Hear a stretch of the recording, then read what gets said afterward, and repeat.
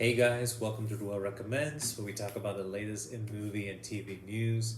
Today we're talking about a new series that dropped on Netflix, written by Amanda Peet, actor and writer, and also the wife of David Benioff, creators of Game of Thrones, and starring the amazing Sandra Oh as a English professor at Pembroke University, who is now the chair of the department, and it follows her travails in that role over the 6 episode first season.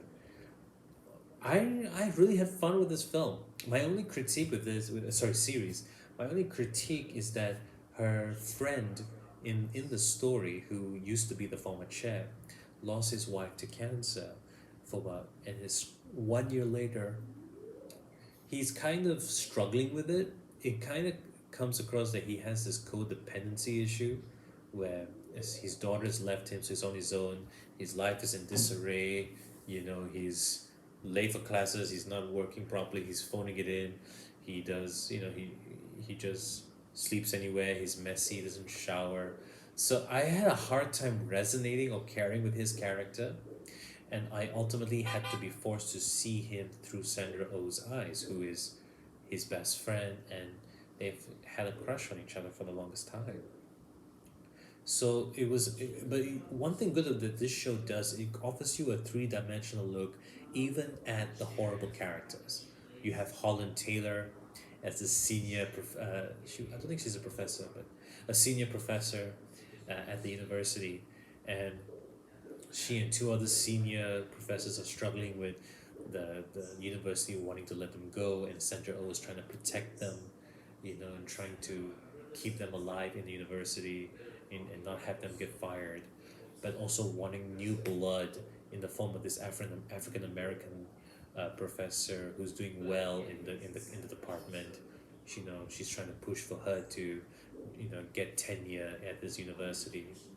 The show does well in addressing sexism, racism, white man privilege by putting it out there, having that discourse between the characters, and and thankfully punishing the ones who have privilege, really addressing the ones who think they're so great, uh, and also addressing the divide between the generational professors from the yesteryear and the new ones, new breeds that are coming in, and how hard it is for them to get in those rooms because of it being predominantly old white men.